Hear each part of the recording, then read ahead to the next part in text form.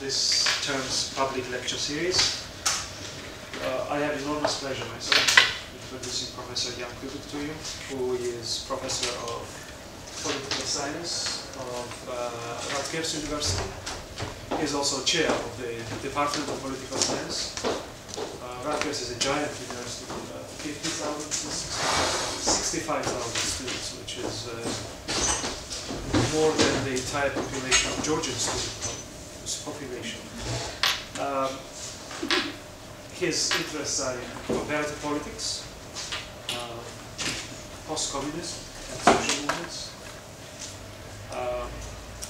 What we were interested in his research and experience was a cross-section of his experience in higher education, including in Eastern Europe, in Poland, and politics.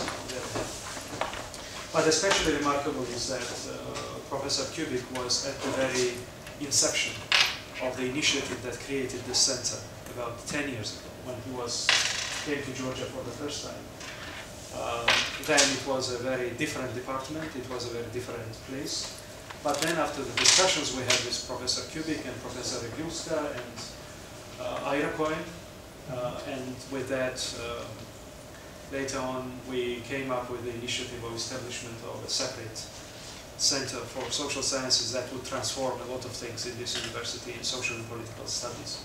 So that's why I'm sort of trying to contextualize why I'm particularly thrilled to welcome Professor Kubick at today's lecture, which is about the problems of transition of higher education in the former Soviet or communist space. So the floor is yours. Thank you so much. I am really delighted to be here. Exactly 10 years. Change. This was a very memorable stay. Since then I've been in other countries and observing what's happening in higher education. I am not an expert on higher education, and I really do not study it, but I have experienced it. And I think that this topic comes from actually George's visit to about a year and a half to Rutgers.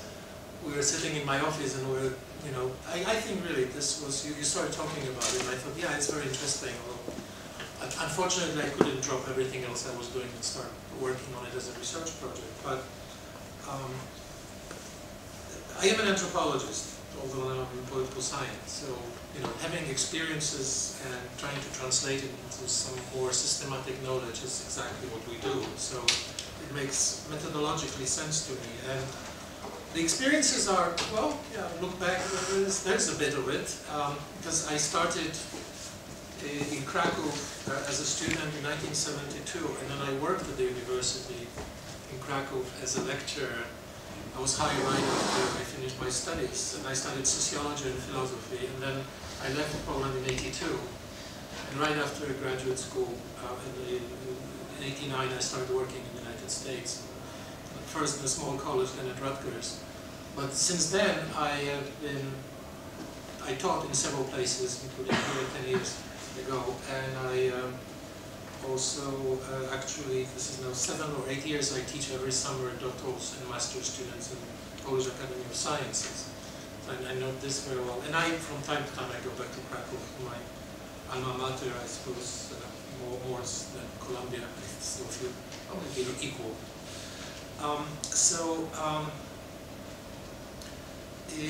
So when we talked about it, I started collecting my thoughts, and here it is. I think it's hard, of course, one has to start with a bit of history of higher education under state socialism. And it is, I will be talking about social science. I really cannot talk about natural sciences. I understand this is very important also. But I only know what's happening, if I know anything, in social sciences.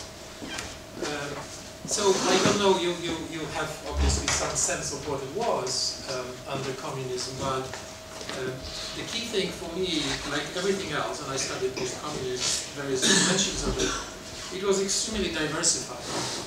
And it was very different.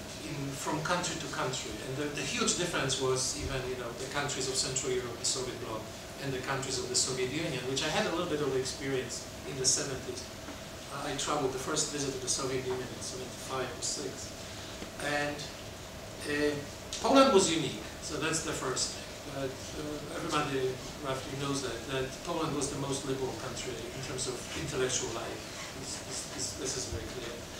Now, that uniqueness, in there are many factors perhaps that explain that, but it was not even in the country. And I think that's a very important thing. That, I look back, and what did I know? I knew the Jagiellonian University in Krakow, the powerful old institution, right? One of the oldest universities in this part of the world. 1364 is the foundation of the Jagiellonian University. And I knew a little bit Warsaw University, the premier university in the country, which I got to know eventually more. Later, I was there a distinguished Fulbright chair for the year 2006-2007, so I learned a lot about Warsaw University in that year. But it took a long time, because when you're inside, you don't see things more clearly. You need some comparative perspective. It honestly hit me only a few years ago. I studied sociology, I learned Marxism, I knew Marxism very well, I still know it pretty well. In various versions, official and unofficial, there was already a lot of kind of unofficial Marxists that we were learning ourselves from illegal books. But I studied also philosophy. I finished a full master course of philosophy. I didn't write my dissertation because I left. So this is 4 years, even a little bit more, and each year 4 or 5 classes, right? The full course, that system, the master's system.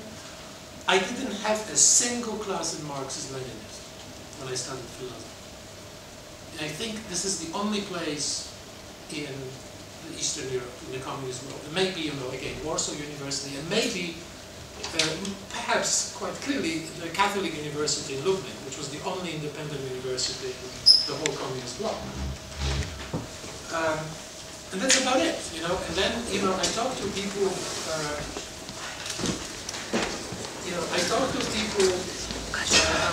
about that from other countries. They don't believe me. It's not an experience of Bulgarians, Romanians. Nobody had this experience. It gives you a certain sense how things were done. The situation was very different in a more provincial university. For example, the communists built a new university in Katowice, which is called the Silesian University, which still exists. The whole department of social science was Marxist-Leninist from the very beginning. The one thing that kind of ties to what I was going to say about the transitory period, when I visited the Silesian University after '89, shortly after '89, old Marxist-Leninist professors, 2 or 3 of them, I said, so what are you doing now, right? I mean, this is not particularly attractive, perhaps, or we have to redo it somehow. And they became feminists. And one of them already showed me the textbook about feminists. The 4 old kind of Marxist-Leninist hack whose book I knew, which was kind of useless repetition of slogans, and was a feminist. So I think it's important for every country to get some sense of the past, but I really don't know. Right? And in Georgia, it must be very different. I suspect what it could be in a general outline. But for Eastern Europe, Central Europe, what was very important was 1956 and the de-Stalinization, and the period between 56 and 18. That actually, 56 to in Poland, maybe the beginning of the 70s is one period, and then 70, 80, 80s until Solidarity is another period. And then even though Solidarity is crushed, it is another period, right? So you have a specific periodization, which I understand somewhat. In other countries, it must be very different, but what was that the sequence of those periods in Poland clearly was increasing liberalization and the influence of non-Marxist approaches and other things. Although in right before I left Poland in '81, I was just finishing my philosophy studies, and I was in the underground project. We couldn't do it officially in the classroom. Solidarity was underground, and so there was a whole group of us with one professor. We were meeting in a classroom, but pretending that we're not there, or in the apartment. And we were translating into Polish Friedrich von Hayek's Constitution of Liberty. And we were very much serious that I still have a very soft spot for Hayek because of that. But clearly the communist system was about liberty. That always reminds me, years later, I had a drug as a Korean student, and I was telling my graduate student that story from South Korea, as you can imagine. And I was telling that story, and he got very excited, and he says, Professor Kubick, I was also in the underground seminar. We were translating Marx into Korean. So that tells you the difference, trajectories. So that, I think, like with everything else, Poland needs to be kept separate, because that underground trend that was, mid-70s, both until the Solidarity and then during Solidarity period and after, there was always an alternative. Literally underground, there was a thing called the Flying University, which was doing classes, producing materials, underground publications, and eventually those two currents merged to a large degree. I mean, eventually the underground trend went public, even in the 80s. During martial law, I was at the beginning. I was still teaching classes, and I was already using underground materials if I knew that I could trust the whole classroom. Because I actually once I made a mistake. But that tells you the difference, the tremendous difference. So a student denounced me too, and the chair of the department called me, and the thing I heard, I think, what are you going to do to me, right? And the chair of the department says, just keep it down. Don't talk that much about it. Everything will be fine. And I had a perfect sense that in another communist country I would be fired or God knows, right? What else? So that's the. I'm telling you this through anecdotes, but I think that generalizing is extremely difficult. Like with everything else you study in post-communist, because you have all the whole range of different trajectories. Now, I'm in business of trying to generalize. So, one tool is that you can use from general kind of comparative politics of post-communist systems. You get roughly 3 situations. I looked at the book or two, and they actually had something that was very unsatisfactory. They had the sense that they're 2 different. They had 2 situations, and they literally call it democratic and totalitarian. I think totalitarian is really not a good term at all to describe those situations. But if you take more sophisticated typology, you have 3 situations, and I'm very comfortable with it. One is democratic, rapid democratic, the countries that are in the European Union now.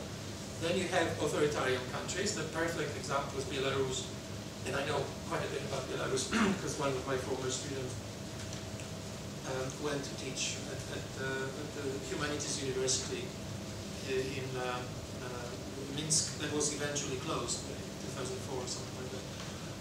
Very different situation. And then they have this situation, I suspect, like Georgia up to a point, that this new regime type described as competitive authoritarianism, where you have elections, you have certain elements of a democratic system, but you don't have others. And you have all kinds of connections, say in this case, between the government and the educational system that do not create a situation that helps to develop a more democratic system. So those 3 regime types, right? I think that's a useful tool, and I would again get back to this element. Another factor, which is the differential rate of death of official Marxism, is how I would call it, in those various countries. So that was very different. That relates to my experience that I described to you. I think that the rate of death was fastest in Poland because there were competing philosophical traditions well developed. Hungary that was relatively open, but perhaps second to Poland, right? It was a different trajectory because the Marxist tradition, mostly because of Lukács in Budapest, was so strong that the rebellion against official Marxism was basically limited to non-official Marxism. Very similar, although different path, in Yugoslavia. Right? But in Poland it was different. There was unofficial Marxism, was very interesting and very developed, but there were other currents. You know, like I told you, I studied philosophy, not a single class in Marxist-Leninism. You know, if you're interested later, I can tell you what it was, but I cannot go into this now. So those three regime types, three different types of situations, and I will talk a little bit more, because that's what I know best, about the type with democracy, right? So the experience of Central European countries. The first thing that came to my mind is that there's a paradox that's perhaps the most important. That certainly was very important right after 1800. I would call it a paradox of democratization combined with decentralization. So imagine the university, and I witnessed that in both major universities, and it must have been worse and less powerful universities than Warsaw and Jagiellonia in Krakow. The Solidarity is very influential in kind of setting the tone of the transition, no doubt about it, intellectually. One of the greatest successes of Polish transition is rapid decentralization of power. That the idea is in the air. We decentralized power, which was territorial decentralization of power. It was the first and most successful country decentralizing power, empowering local governments immediately after the fall of communism. By 91, Poland has already very decentralized power structure. The local authorities have way more power than in other countries, which are eventually catching up. Well, the same thing happens in universities. Right? So the power, the Ministry of Education basically decentralized power very quickly to the universities. Universities become, you know, like they were since the Middle Ages, corporate entities with self-governance. And then they decentralize, but this, you know, everybody tends to think decentralization is good, right? So decentralized power, so they decentralize power. So now what happens is the university has, and this is particularly bad in political science, because there's no political science in modern sense. There's some Marxist, Leninist bullshit, right? Kind of, and it's there in most cases, certainly in political science. In philosophy, it was more sophisticated something. And those people are there, and then they get power, right? They're decentralized, they have the power, and the point would be to go home, just forget it, forget who we were, just go become a, I don't know, a carpenter or something, do something, and just leave the university. So now we can hire real political scientists, but they have power. Are they going to vote themselves out of existence? Of course not. They have now, they're an autonomous department of political science. So very early on, I actually, with a very prominent Polish political philosopher who is a friend, we were thinking about Warsaw University, where that happened, and, you know, in a now democratic country, which was, you know, relatively serious, certainly academics, about the rule of law, you cannot do anything about it.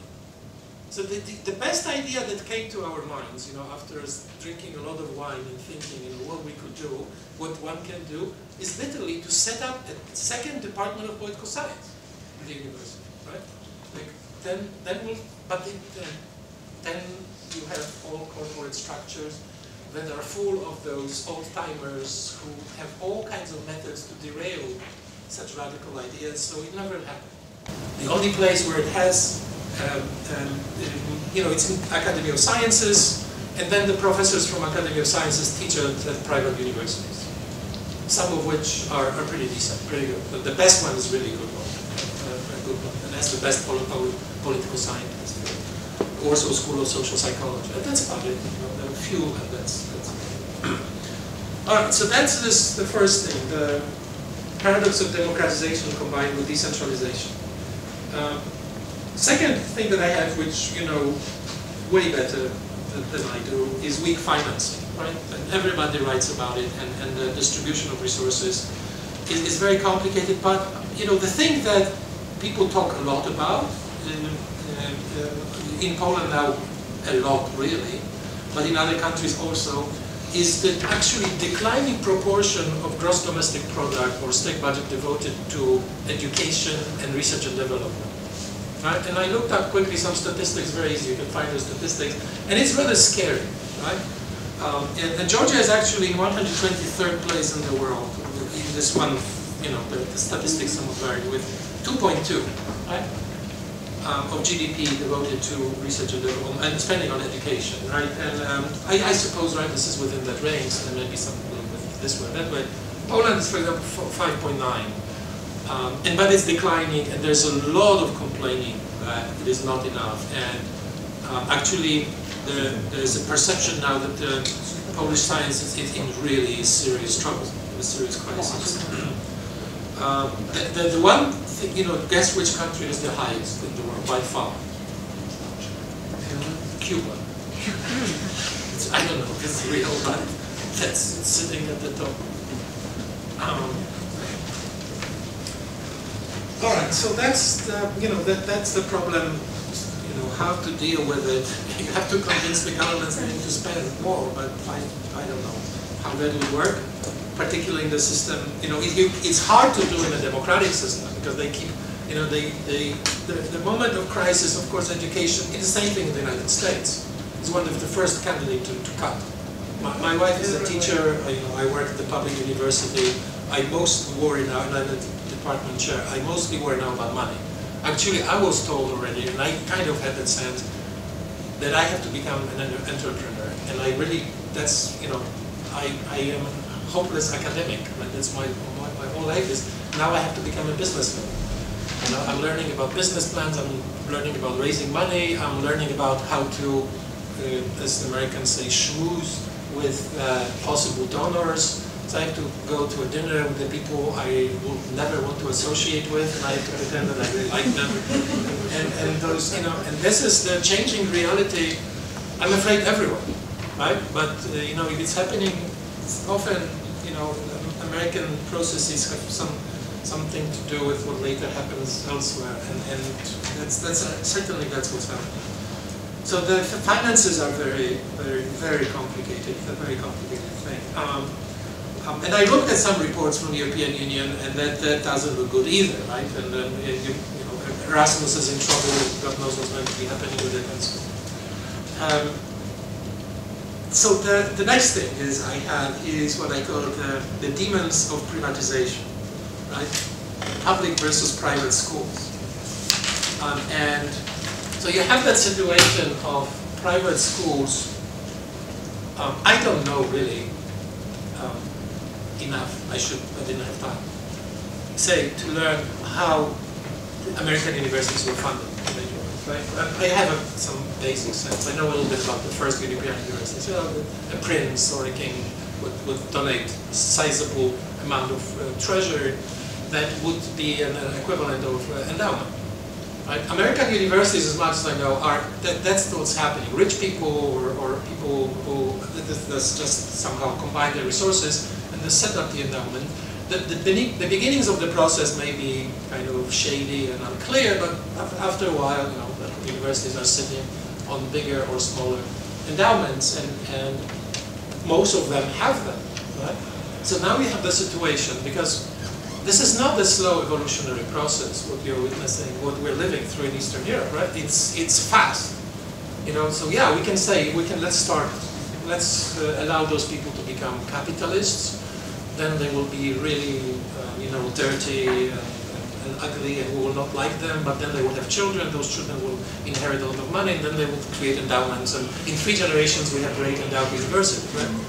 You cannot wait for it. So what is happening is those various places with very different kind of sources of financing, which even in the best circumstances are unclear. They do not talk much about it, even in the countries I know better in Central Europe. Some of those schools then eventually become successful because the model that I know best in Warsaw, right, is that say, the school of social psychology was founded by the very famous social psychologist, Janusz Lejkowski, whose textbooks I read. Then he was in the member of the Central Committee of the Communist Party. He was never at the Politburo, but he was a very liberal communist. He actually was one of the key representatives of the Communist Party at the Round Table. Very respected person, very smart, extremely professional. Well, he created a school with the help of the guy who had some capital. That is not clear to me. And they've been running the school still today. It's relatively successful, although, for example, it's another thing to consider is that they are vulnerable, well, everybody is, except perhaps for established institutions, to demographic trends. So many countries now, including Poland, are going through the demographic dip. So they're losing students and they're shutting down programs, even in the best private school in Poland. But what happened in terms of, more importantly perhaps, they offered better salaries than Warsaw University, and they managed to attract several professors, and they attracted, for example, retired professors. Some very good professors who retired from Warsaw University started teaching that. And then there was the situation, which I know best, political science, where there was this situation that I described earlier at Warsaw University. So people who really wanted to do modern political science just moved on to this new institution. And that's the best, I think, political science program in the country. The same thing happened with some of my colleagues, sociologists. But besides that, you know, maybe a few other schools, you have hundreds of private schools, which are, you know, basically worthless. They produce enormous amount of graduates. Poland has now one of the highest level, whatever the technical term is, you know, graduate number, university diplomas per population. But it is, you know, most of those diplomas are I don't know, you know, there's no, of course, real kind of expertise, real value behind it. And the thing that I witnessed very clearly, you know, that year when I was there, I was teaching both at the university, and at the school, the best, arguably, private school in the country, right? The difference in students was staggering. By far better students were at the university than the old Warsaw. And the private school, despite of all this great faculty, had students who were clearly weaker, right? Partially it is also that university was still free. I mean, a competitive entrance exam, and if you got in, you were in, but if you didn't, then you went to your second option, which was paid, right? Now, paid option, you could stay at the university, which was a crazy solution, but you could, so they created two tiers of students. I particularly saw it at the Jagiellonian University in Krakow. They literally had two separate sub-cohorts in any cohort. One was those who entered and didn't pay, and those who paid, who often worked. So they had to create separate sets of classes, because, you know, traditions, you whatever, you teach at 11, blah, blah. Well, then you have to teach the same thing again at 6 or 7, the evening class for those who work, who pay. That is sociologically and psychologically really interesting in itself, because students know those things. So it creates all kinds of, eventually, problems in terms of, you know, how they feel about themselves, self-worth, and so on. So that's one solution, right? That you layer the populations, two different pools in one university. Or the second solution was just go out and to this other school, and the quality was worse. And I was teaching there, and I was thinking, you know, is the market going to absorb all of this? And of course, I looked at the numbers, it is not. You have unemployment, which is considerable, although it's not the worst possible situation. We were just talking about it with Professor Malova. I found those numbers very interesting comparison. Actually, the Professor Malova is from Bratislava, Komenski University from Slovakia. The contrast of Slovakia and Georgia is the biggest. That in Slovakia, if you have a tertiary education, your probability that you will get employed is 10 times higher than if you have primary education. In Georgia, there's no difference. Both situations are equally bad. It's not good. That of course is tremendous. That's a tremendous problem on the demand side, right? So that means that the labor market is truly messed up. It's something I don't know what the reasons of it are. But it may be, and this is one of those things that I see discussed everywhere, including the United States. Too many humanists are trained. Too many social scientists are trained, too many psychologists, too many lawyers. Always, we need more engineers. We need more biologists, right? And there are various systems are beginning slowly, as much as I can see that, creating systems of incentives. In the United States, there are attempts to at least go to better high schools and try show to the students in high schools that they need to start taking math and sciences seriously, which many of them do not. Right? So that's the thing that we, as social scientists, we have to admit that we have to perhaps, figure out the ways our professional knowledge should be used to help reorient the younger people. That would be very helpful for their employability. One of my friends, a sociologist in Poland, actually has a private firm, and they were running a project on matching educational attainment, the education with demand of the market. And everywhere they looked, there were tremendous mismatches. There was no coherent policy. But they developed some programs slowly helping both the schools at various levels, including vocational schools all the way to the university, and employers in a given area to start developing common programs. Which, a practical solution often is relatively simple. You take a bunch of business people from a given region, you get them together, you talk to them, they create a plan, and they commit money. And that money goes to a local college or the local vocational school, and they say, we by whatever, in 4 years we will need 20 engineers or 30 this, in this specific area, chemical engineering, or this or that. And that begins to work, right? It's a very slow process, but that communication between those who know the market best, i.e. employers, and the providers of educated people, i.e. schools, it has to be developed on a much bigger scale.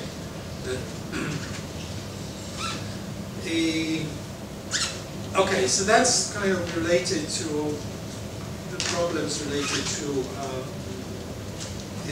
finance. That's all of what I said so far is about institutions. The final point here I had, the benefits and costs of the Bologna process in itself kind of,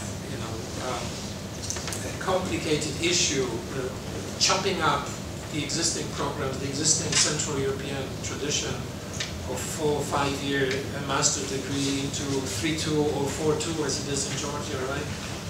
Without clear plan and what it all means and what people are going to do after 3 years. It's looking at it in a very primitive, uninformed way from the outside. What I've noticed is that you have to continue. I mean, what are you going to do after 3 years, right? Everybody needs to go on, so why would you chop it up? Things like that. But anyway, that's something to be figured out by respective countries, and each country is different. I don't know much about it. There's so much about institutions, about faculty. And again, social science. Well, so you basically inherited, as they say in the United States, dead wood, much of it, right? All those Marxists, Leninists, and various kinds.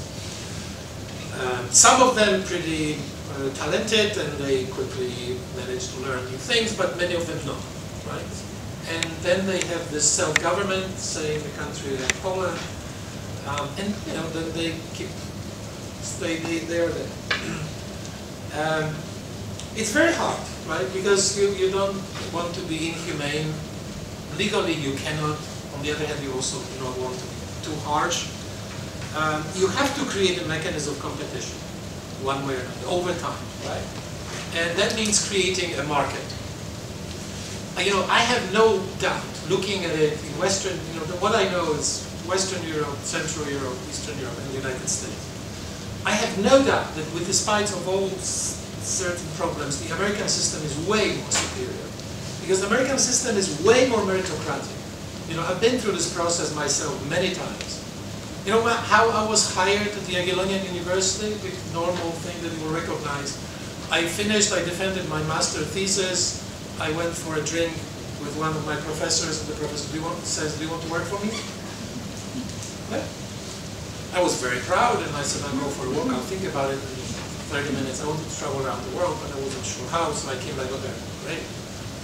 It is absolutely, totally unthinkable in the United States. Right? You have real competition, you have all kinds of complex institutional mechanisms, and eventually you choose a person that's the best in the pool according to the judgment of the committee. Moreover, most universities, serious universities certainly, have a rule. You cannot hire your own graduate. I mean, if someone goes out and eventually, then after several years, you start considering. We just rehired a great professor who graduated from Rutgers and was a professor at Iowa State University, and we hired him back. But Harvard basically doesn't exist, although it happens from time to time and so on. So you have this set of rules that enforce meritocratic assessment, and it is based on very tough competition. And that is one of the elements why the American academia is so much better than other countries, by and large. That is something that seems could be done, right? I could never understand, except of course that there will be interest groups and people will be protecting the old system. But by and large, I can imagine that it could be done, right? The institution of the competition for the positions. And I hear this still. My colleagues, wherever I know in those situations, in several Central European countries, not only Poland. So yeah, he says, oh, you have this great young assistant or young professor. Where is she or he coming from? How did you get her or him? Oh, yeah, just come work for me. Right? So I said, what? How? No competition? Other candidates? Yeah, other candidates. She's really good. I said, yes, she is good, but maybe there are others, right? You don't know the market. Research. So real market. Staying with faculty, everybody knows that, right?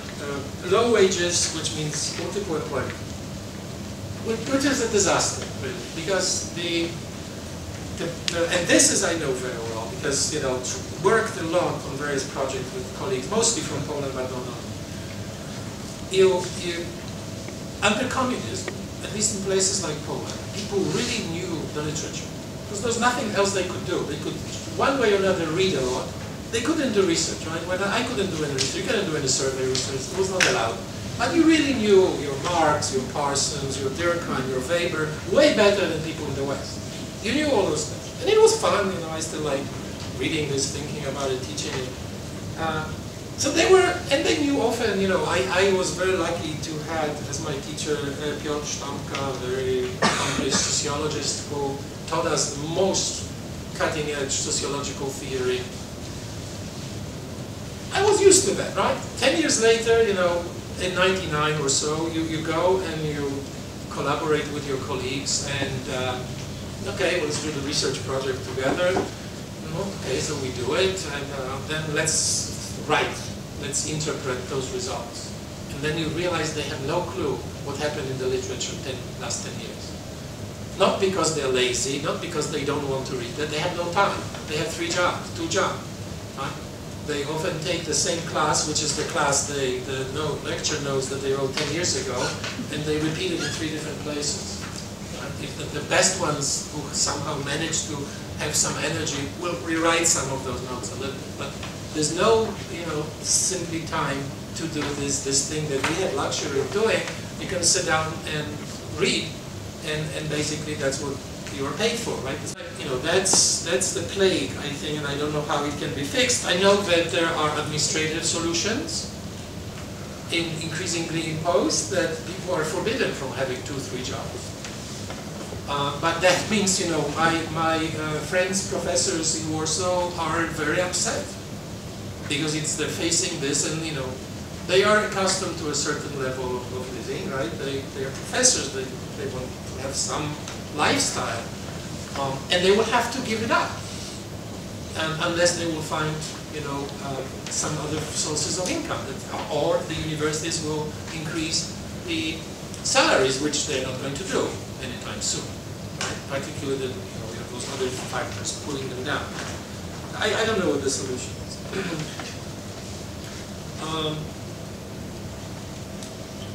Another thing that is really interesting, and it comes up in my experience often, is the discussion of the relationship between our colleagues in the Western universities, right? And I will put aside this most crass form of imperialism, where let's call it imperialism, right? The American professor would have a grant and would hire cheap labor force in the form of East European professors, who basically are turned into researchers, and then they have no say in the final product, or very little. Right? That's obviously one good thing, because I served on various American kind of institutions that collaborate with Eastern Europe.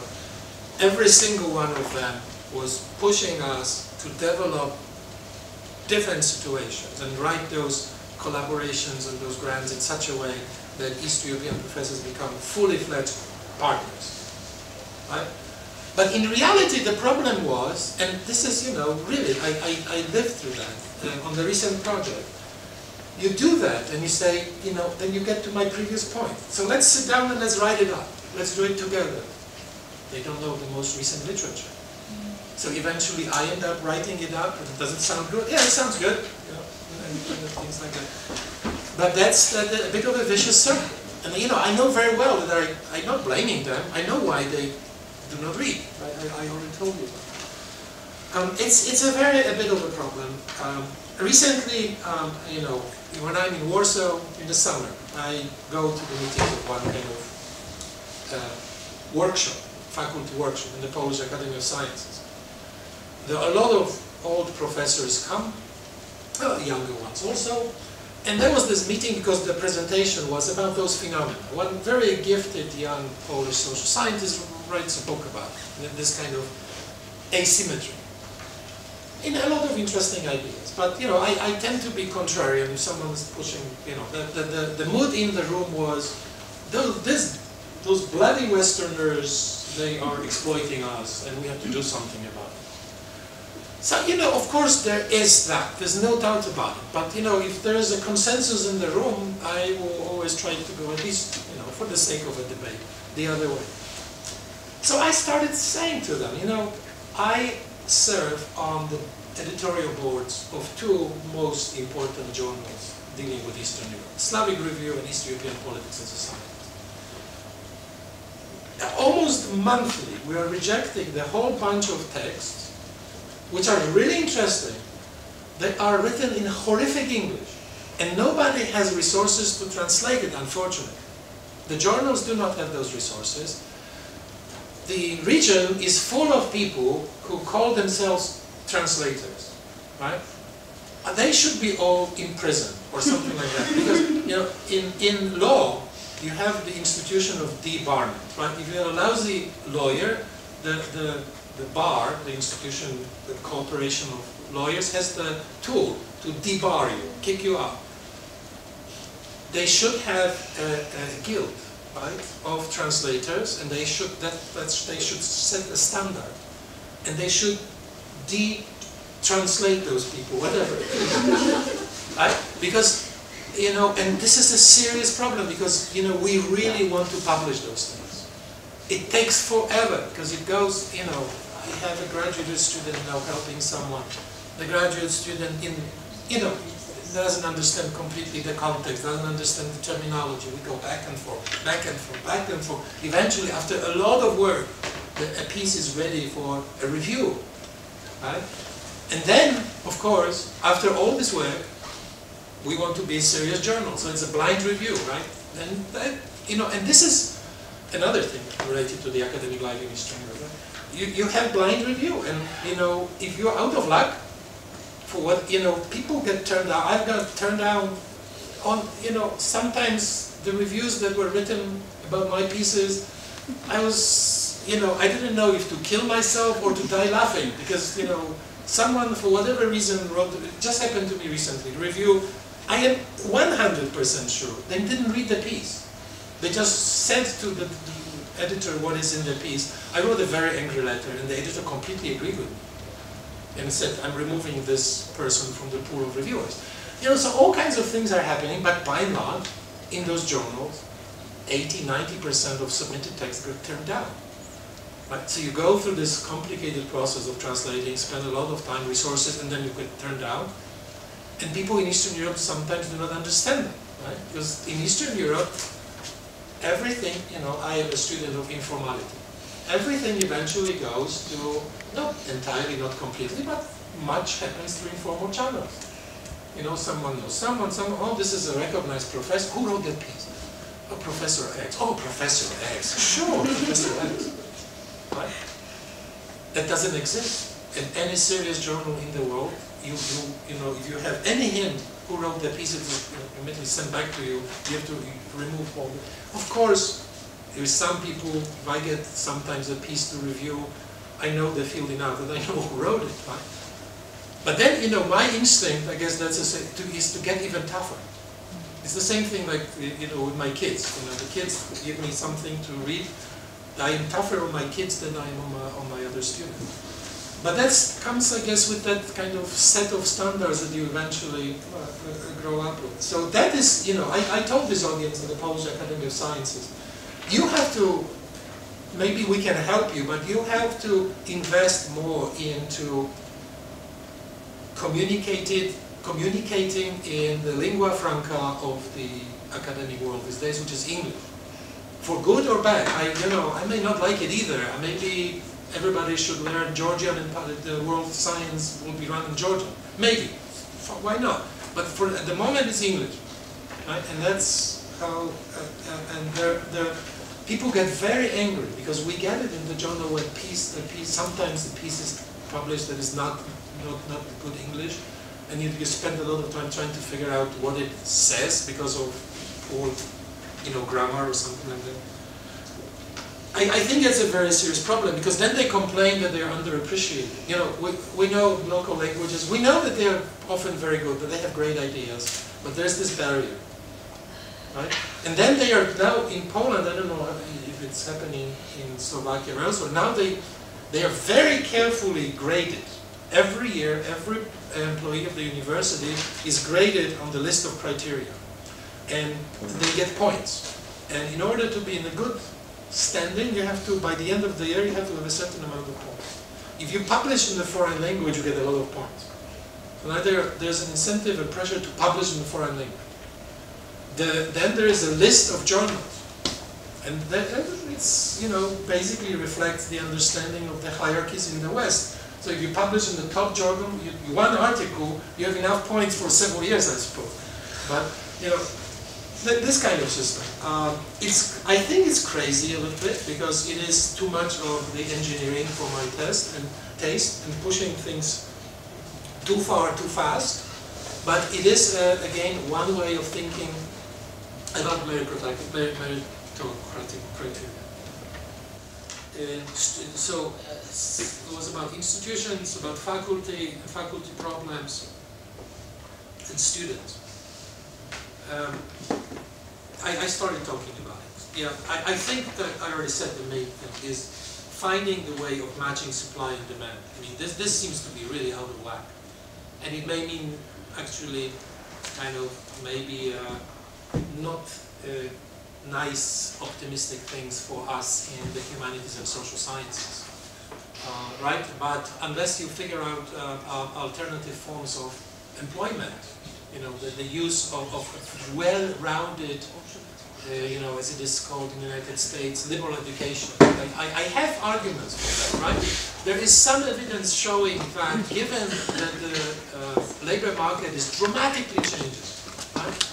We're living through the change we do not understand.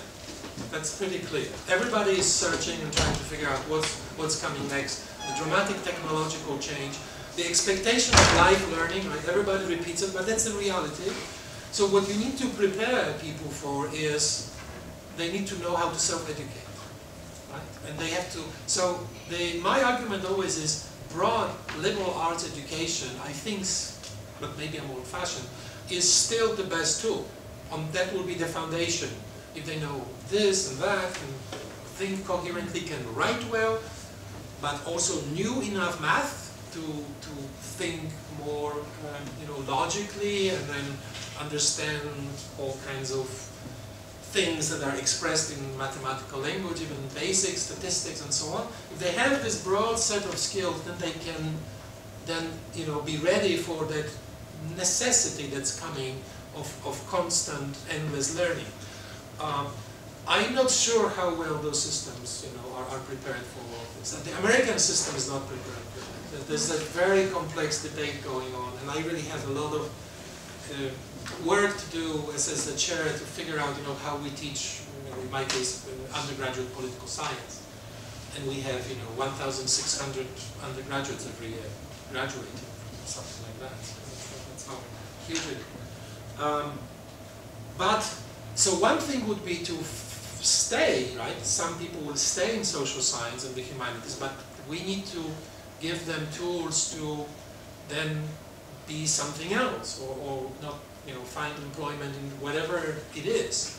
But they have to have a sense of that the general preparation will allow them to do that. One thing I want to say, now I remember, is that there is some evidence that corporations, businesses are getting a little bit uneasy about professionalization of education, because they get people who are maybe professionally prepared in the fields that are too narrow. Because everybody is beginning to get that sense that everything is changing and they have to be much more flexible and they have to be prepared for this lifelong learning. Those people are not prepared for that. They know their stuff, you know, in a narrow area, and you ask them to be creative, there's not much, you know. When you get a good, I think, you know, undergraduate or even master liberal arts preparation, broad foundation of various things, then you can be this kind of an employer that they also need. Of course, they need those professionals, but they also need, and I suspect at slightly higher level, those much more flexible thinkers who may be creative. So that's kind of optimistic, maybe, this part. The pessimistic part is that many more people perhaps should go to, you know, math, natural sciences, biology, right? With enormous dramatic change that's going through the world in medical science and in biology. And it will not stop, it will be only more and more and more. And finally, computing and programming and all those things.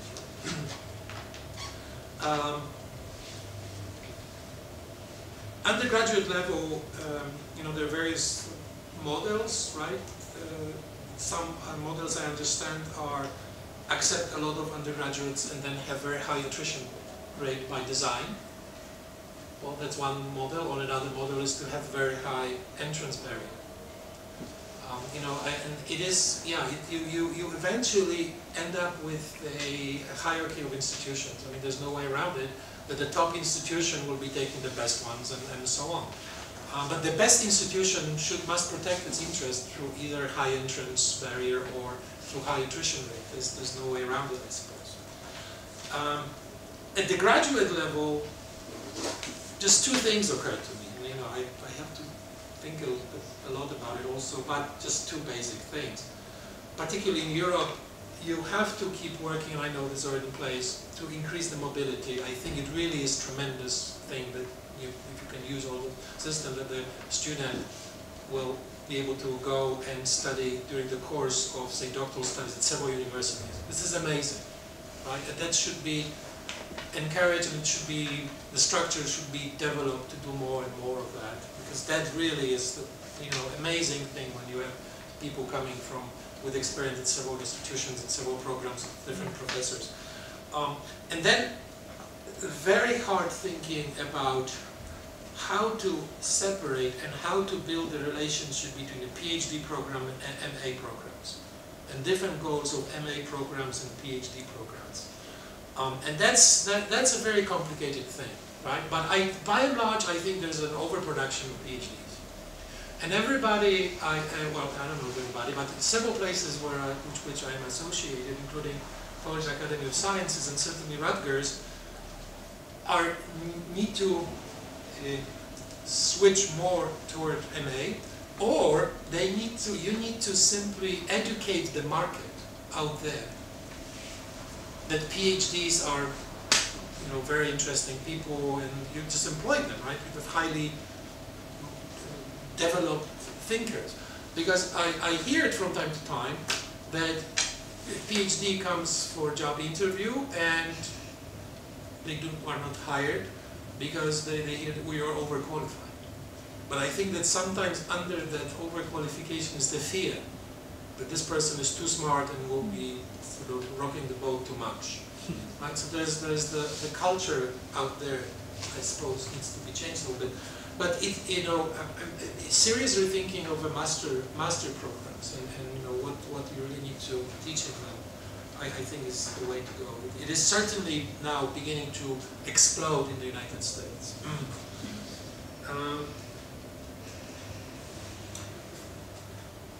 One more thing, which I see everywhere, including my wife's teaching grades 2 through 7. So that level, or the same thing, everybody's complaining about it. And that is excessive and rapidly growing bureaucratization of the whole process of education. Endless reporting, endless new criteria. I sometimes think mad bureaucrats running around creating, you know, sets of reporting rubrics and demands and this and that and that. And I understand the impulse, right? That they want to show results. Often they are pressured by those who provide money. So, say in our university, it's the state government. With our, as my wife's, I cannot repeat her language, but slightly mad Republican governor, who may be one day the president of the United States. So the teachers are squeezed to the point of rebellion, right? In American, and I hear it from Europe. Both at elementary and secondary level, but we are beginning to be forced. The amounts of reports we have to produce today, compared with 5 years ago, that difference is already huge, right? And I know for a fact, I mean, you don't do those reports and nothing happens, right? Because I kind of managed to survive as the vice chair. I was asked to write the reports, and I never did it. Nobody ever said a word to me. No, nothing. I didn't see any difference in the way we teach our students, right? There's no difference. The fact that they will go to this rubric or that rubric, whether the professor does well in the classroom or not, has nothing to do with it. Some quality control is necessary, but you know, that's my final thought. Actually, you know, I was thinking like how to close all up for many of those things. I think the time is coming to start fighting for corporatization of the academic work, you know, self-governance. And that's what was the old idea of the university, you know, which will be the tool against politicization, a corporation of this kind should, in principle, enforce well its own standards of quality, and that's separation from any external administration, separation obviously from political control, but that means political action by the people who are in, because they will take political action to create a corporation of this kind. But I think that that's something that can be done, but it's yeah, like everything else, it's the dilemma of collective action. How to get people together and do that. But I think that would take care of quite a few of those problems that I mentioned. So that's my set of reflections. I believe requires yet another public lecture on this topic. But I mean, if you could briefly say a few words, what, in your experience, what is the worst and the best that the state can offer to higher education in Eastern Europe? Because if we go to the broader role of the state, that would be a bit too much to consume, or we don't have that much time. But the best and the worst that you think you experienced. That's a great question. Well, the worst is easy, which is politicization and meddling in internal affairs. That's never good for this thing. And we know why. The best, apart from leaving it alone. Well, I don't know. It's hard. It's a great question. I don't know if I can come up with anything even semi-intelligent. I suppose facilitation, right? The kind of wise help. The state is basically a redistributive machine. Basically, right? That's the theory. And how well it redistributes resources in the society depends on many other factors. Political regime type, is it democratic, and so on.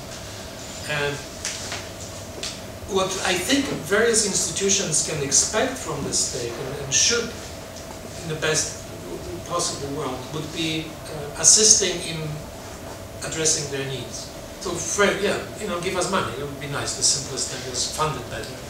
But allow people to create conditions for exchanges, for finance students who want to travel, help with those things. Bring as many people from the outside and various experiences, so you can start developing new ideas. Facilitate, do not direct. Right? That Polish experience with this rapid decentralization, democratization, has this negative factor that I mentioned, kind of paradoxically, right? But it also had a lot of good outcomes. And I think that, in the absence of a corporation of the academic world that could self-police itself, its quality, until that happens, I could see, in the best possible word, a wise, depoliticized Ministry of Education that would help to enforce quality, some standards, right? But I believe that the role of the state here exists in every area. That's why I will be voting for Obama, not for Romney. Right? That's pretty clear, for example, right? I believe, I'm an Aristotelian. I believe in the golden middle. I don't believe in extremes. Taking the state out completely doesn't make any sense. Bringing the state completely doesn't make any sense. But it takes some serious intellectual work to figure out where it belongs. But we can figure it out. It would depend on the context, obviously. So the floor is open to the audience. I have two questions. So first, when you think about Eastern European scholars who have problems while publishing their own papers, works, articles, don't you see it as a monopolization of language? I do understand that English is a lingua franca, but it's still, in this case, it seems that the form or the way it is expressed is more important or decisive rather than content. Which is, how do you see it? Do you see it as a problematic issue?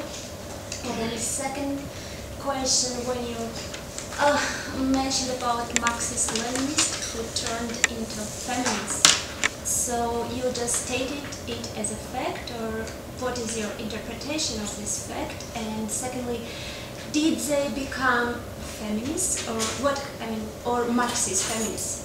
I doubt that they are liberal feminists. And what triggered them? Because it was fashionable. I think, well, you know, I really didn't follow this. I was just stunned that it happened and didn't study it in detail. But my hypothesis, which needs to be verified, it's only a hypothesis. It was purely opportunistic. But you know, that needs to be verified. But one case I know because I looked at the text, and you know, I am not a super expert from feminism, but I can distinguish more radical from more liberal forms. My sense was that the textbook, if I remember, was more kind of liberal than radical. But that was perhaps it was right after '89, so that was perhaps more than, you know, a sign of times. The first question, you know, I completely and fully understand. Yeah, I mean, just monopolization of academic space or market by native speakers. Yes. You know, I really spent a lot of time thinking about it, and I couldn't figure out anything. I failed.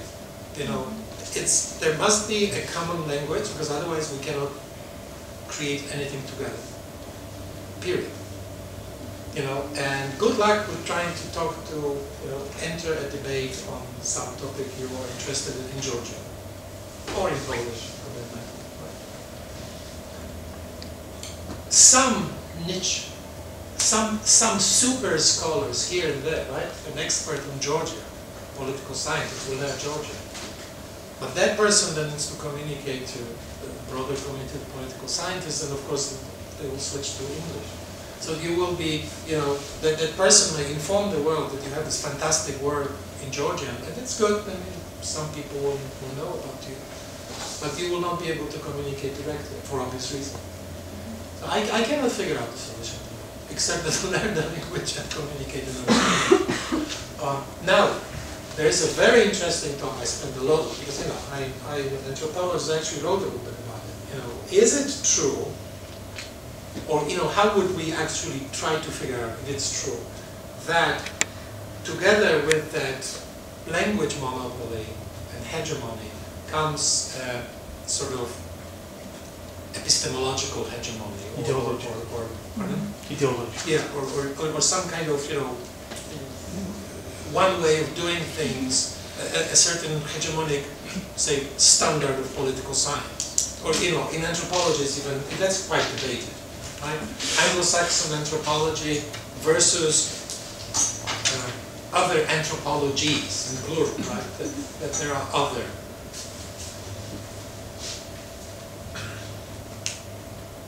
I do not understand the debate, to be quite honest with you, completely. Because if there is something of value, a new set of ideas created by Argentinian anthropologists, a group of Argentinian anthropologists. If this is well communicated in the lingua franca, which will have to be English, to the broad community of anthropologists, if that will have a chance of getting into the canon. It may not, right? It may not. It may be suppressed as an insignificant contribution and so on.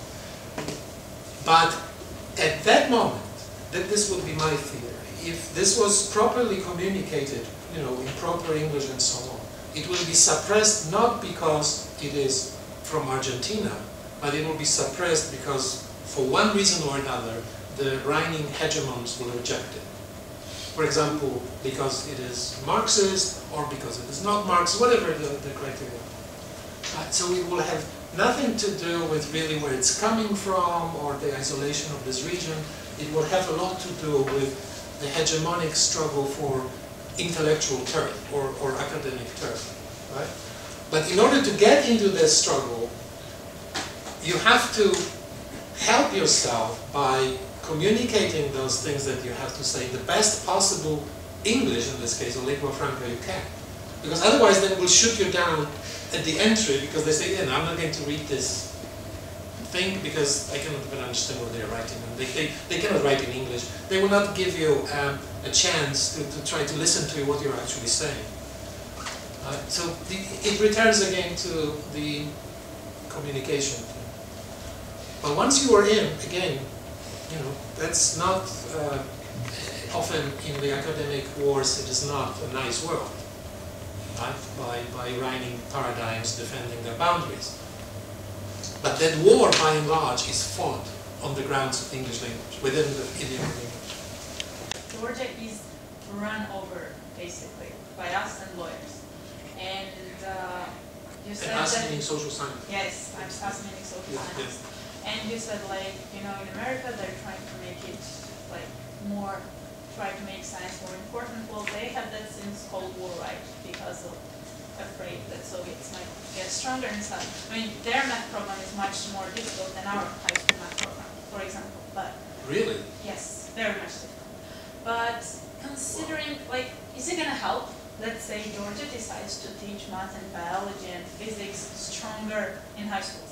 And then kids go like, let's say I'm a 10th grader, and I go like, yeah, I'm going to study physics now, and what's it going to give me? Like, nothing. I have no future to work in physics in this country. So is it not going to be more likely that I'm not going to really care about physics, just learn it enough to pass, and once again concentrate more on, I don't know, literature, foreign languages, and so on. So is it going to help in this case when there is no demand from the state, no future hope that if I'm going to choose this road, it's going to, you know, bring me somewhere? Okay, well, first, I guess if I remember three things I want to say. First, American education is in crisis. And for the reasons that I talked a little bit about. But one of them is the decline, actually, of math and hard science literacy, literally. That's very clearly demonstrated in this study. It is related to the first thing you said. It is true that Sputnik and Kennedy managed to put science on the agenda in a big way. But since then, it really declined. You know? Think about one thing that NASA basically stopped flying to space, which many people say this is a tremendous symbol of something going wrong.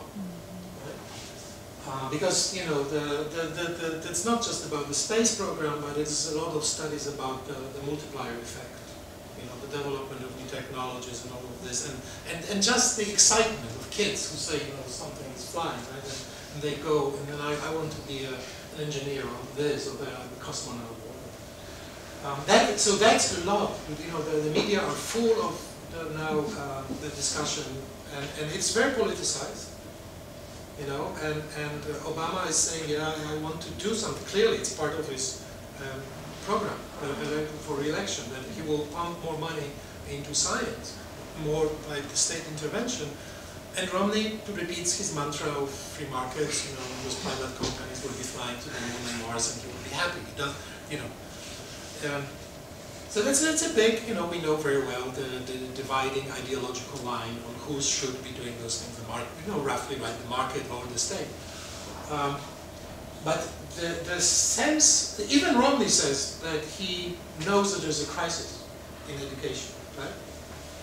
Although I think his motivations are slightly different. He wants less kind of critical social scientists because they usually go against Republicans, right? So, but it is not a good situation. And I'm really surprised when you say, I'm not sure what your evidence is that math is better. Math is dismal. The kids who are coming from Europe, but particularly now with Asia, are so much better in math than American kids. This is not funny anymore, you know. It's a growing disconnect. If you go to a school of engineering, wherever there's science, yeah, there used to be a lot of Jews. Now it is all Asian faces, right? And they are prepared from childhood to take those things much more seriously. Another group that has this reputation is Hungarian. Hungarian math science are also very good, but they still have this. The American situation is not that good. And then, you know, the final thing I would say is, you know, yeah, physics, maybe not, right?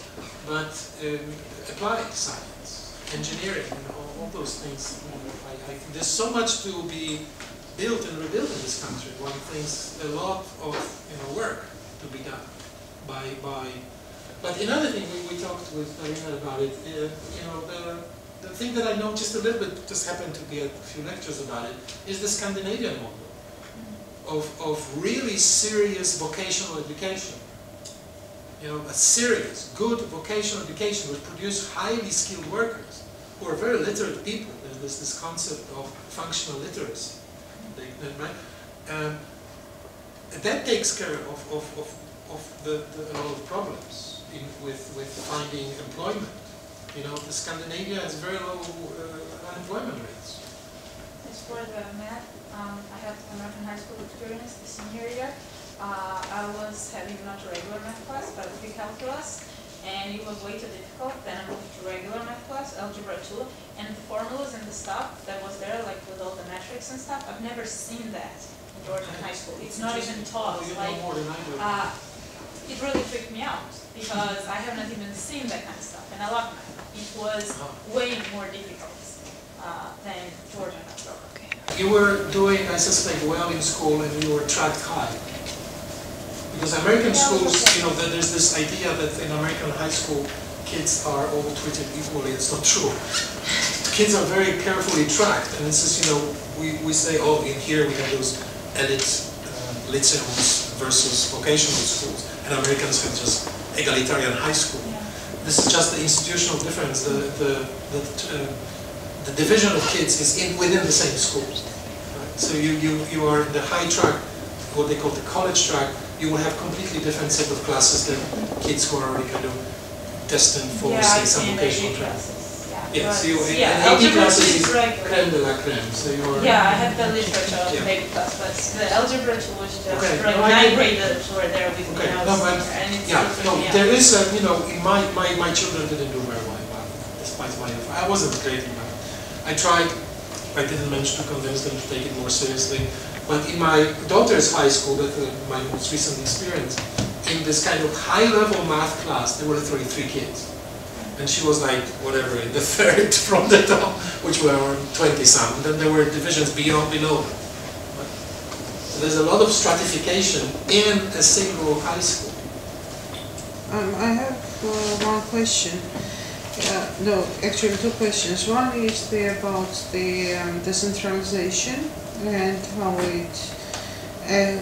it is working now in Poland, because it very much depends on the law of education.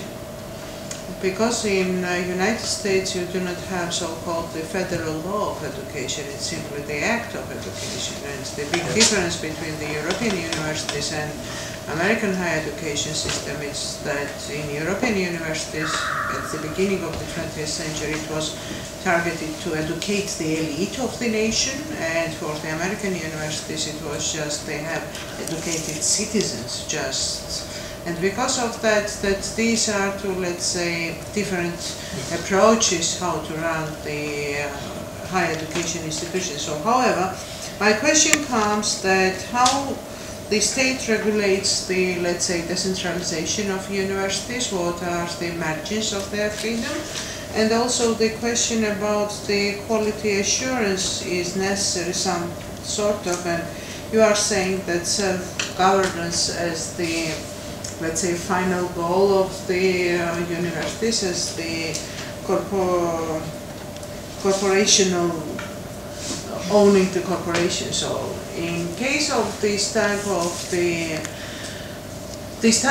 approach, so actually I know only 2 universities, basically Cambridge and Oxford, who are just still having this type of the approach, but even in UK these are 2 exceptional universities. Yes. So how we can just move modern Middle Ages, because I completely agree with that what's going here in Georgia, it's just the exact representation of competitive authorization, so until nowadays, so we'll see how it goes.